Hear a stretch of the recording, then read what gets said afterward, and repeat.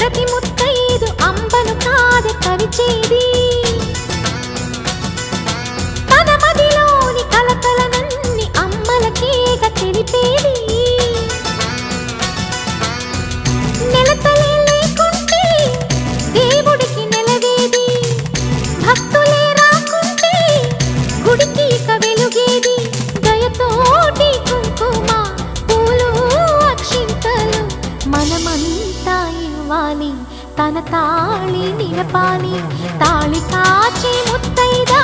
ఎల్ల